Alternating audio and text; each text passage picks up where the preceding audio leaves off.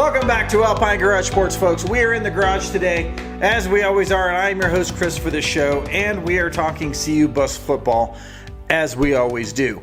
Now, today we are talking about the big boys. We're talking about the offensive line. We're talking about the guys that are going to band together to keep Shedeur on his feet and create giant holes for Dylan Edwards and allow all of our receivers, our mighty receivers, to get into their routes so that they can have a clean break and get a good catch for a touchdown.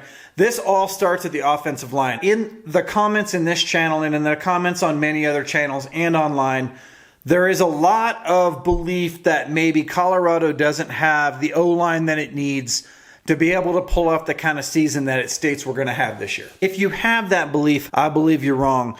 And here's the reason why. Although I will say that we don't have the size of, for instance, Georgia's offense, we do have a very skilled offense full of players that are very intelligent and can pull off the type of offense that Coach Lewis is bringing to us. Now, that said, we're going to go through the roster, and I'm going to point out some really high points in our roster that I think are going to help us pull together. Now, I will say before we get off into that this is probably the one position, and I'm going to say position being the offensive line is a single position, because where you have receivers that can be independently great, where you have cornerbacks that can be independently great, where you have edge rushers that can be independently great. An offensive line needs to be a structured team. If you have one or two great guys and the rest of the guys are terrible, then the whole front line is going to be bad. And that is the wall that we're creating there, and the reason why this is such a difficult video to make from the standpoint of being able to tell how good we're going to be based off of the talent that's there. Everything on the offensive line comes from their ability to gel and work as a team. None of these guys, or very few of these guys, have played together. In fact, there's only a few guys from the University of Colorado last year that are playing on the O-line, and a lot of guys are transferring in from various schools. Now, can Bill pull this team together and make them a force to be reckoned with in the Pac-12, and then maybe even carry us into a playoff game? Is that going to happen? We are starting from almost absolute scratch here. Everything that we talk about from here on has a lot more to do with how Coach can pull them together than how these guys can play independently. And with the addition of Coach Mo and his strength team, to be able to build these guys up a little bit more than they already are, because you guys have said we don't have a lot of size, and I will say that we do have some guys that are pretty big. They're definitely bigger than Coach Lewis had at Kent State, I will say that. So I'm going to start out with the first three guys that I think have the most experience in our team from the standpoint of just their pure leadership abilities.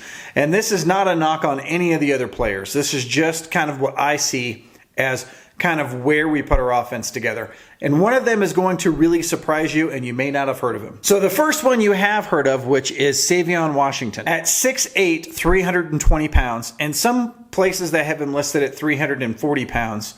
He is a gigantic man, and he played extremely well at Kent State. He was a 3-star offensive tackle coming out of high school. Like, he was ranked somewhere around the number 200 offensive tackle in the country coming out of high school. These guys sometimes are not ranked right out of high school. And he went to Kent State and he turned into a superstar.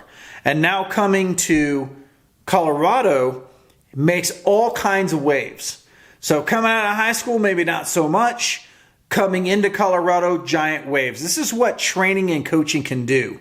And Savion Washington, having that training and coaching and making that much of a leap in his college career to being as good as he is, and having his massive size, is a good anchor to tie this entire discussion around. I think he could probably start at right tackle or left tackle.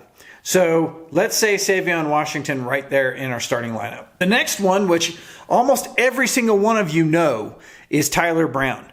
Now, Tyler Brown loves to do interviews. I will say that. He has done a lot of interviews, and I cannot stop watching his interviews. He is very engaging. He loves to get out there and talk about football. He loves to talk about Colorado football and what Coach Prime is bringing. Obviously, he played for Coach Prime last year, so this is a big deal. And if you watch any well-off video, or really reach the media, it doesn't matter who you watch, Tyler Brown is in almost every video. The camera loves him. He is a beast in the workouts. He works out as hard as anybody that I've ever seen work out before. He's obviously wanting to make his mark on Power 5 football and show NFL scouts that he is an NFL type player. Now, he has NFL type size. At 6'3", 320 pounds, he is a big dude. And I'll bet that he could play center if he wanted to. And I've heard that he said that he wanted to maybe even try center. But he traditionally plays guard. Turned out to be a beast because of training, because of his work ethic, because of coaching. And then here he is. And by the time we're done with this year, he could quite possibly be one of the highest ranked guards in the NCAA Power 5 schools. So I think we should watch this guy. Obviously, he is making his mark. Now we get to the part of the program where I told you in the top 3 most experienced guys. The third one is going to be a big surprise. Now, to you Colorado Buffs fans, you're not going to be very surprised. But for the rest of you who aren't familiar with Colorado football, this will be a surprise. This guy is none other than Jake Wiley. He's 6'6", 310 pounds. He played left tackle last season. He was the number 57 guard out of high school. And he's played over 30 games with the University of Colorado. Now, in the beginning of his career, he was actually kind of seen as a guy that was learning. He was making some mistakes. There was a lot of sacks that were kind of tied to his play.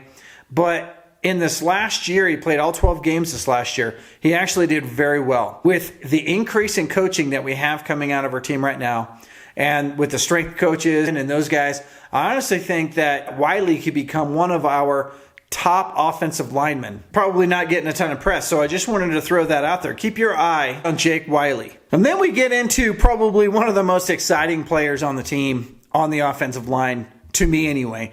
And that is Gerad Christian Lichtenhan, who is 6'10", 315 pounds.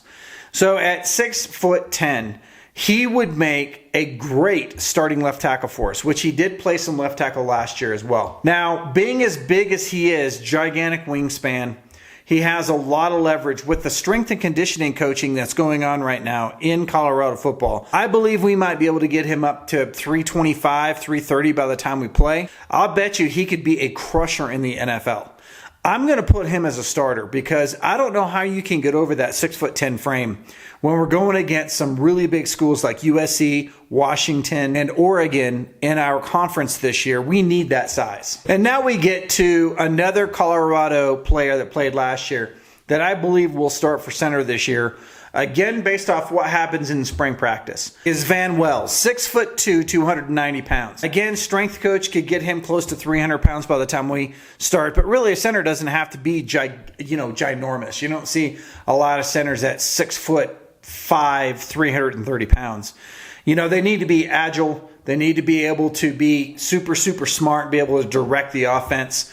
And Van Wells, being a true freshman last year, actually showed extreme fortitude with the types of offenses that we were running, and he did an extremely good job. I don't see him not starting unless somebody else can just literally pull a rabbit out of their hat. And he played 9 games last year, and he was the number 9 center coming out of high school. So this guy is no joke. Now you're starting to see our offensive line coming together. And the next one on our list is Isaiah Jatta, 6'6", 310 pounds. Now this guy is a transfer from Snow College, and he is the number 6 offensive tackle in JUCO coming in through the transfer portal. So when you're looking at someone that could really make an instant impact, he's got some experience and he can make an instant impact. And looking at this guy, he's very physical. He's a very physical guy, and I think he could start for us without an issue. Then you get to an intriguing player with Yousef Mugharbil. This guy is 6'5", 311 pounds. He has the frame of an NFL lineman. And he was very highly recruited out of high school. In fact, he was the number 4 tackle coming out of high school and was gobbled up by Florida. He got into an accident and missed his playing career at Florida, so he transferred here, and now we have him. And he is a guy that doesn't have, outside of high school, a lot of film footage, but we know in high school he was an absolute monster. What do you do with him? You put him into the coaching and during spring practices and figure out where he fits into the scheme, but he could be our number 1 tackle. He could be. We don't know. We don't know this. That's why March 19th is so important to us, so that we can see these guys actually get out and play, and the coaches can see what they can do in these schemes. But Yousef got a lot of press coming here, even though he didn't play at the University of Florida, just because of his high school career. So he's Play-Doh in coach's hands right now, and who knows, this guy may just be a monster. Then we go to another junior college transfer. Alex Hartley is 6'6", 305 pounds.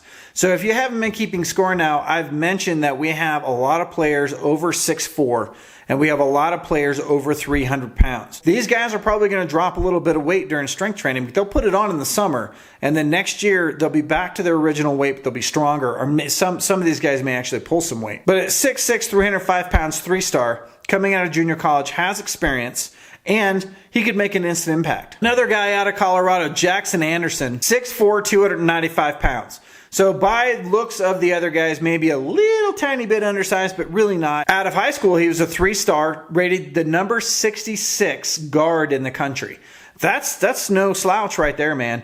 This guy can play. We just need to get into some reps and see what we can do with him. Another guy who transferred from Arizona, Luke Eckardt, 6'6", 295 pounds. He looks like a guy that could need Coach Mo the most. At 6'6", he looks like his Frank would probably hold 310, 315. He is going to be a fantastic size for the NFL. Even though he didn't have any playing time at Arizona, but we have a good prospect that we could work with and see if we can get something going this year. Then you have Jack Wilty, 6'4", 310 pounds, from an Iowa community college. This guy was an all-conference guy where he came from. Obviously could make an impact here as well. And then we get to guys that maybe will have an opportunity to kind of take a stab at getting some starting time. Now that would be Carter Edwards, who's 6'5", 285.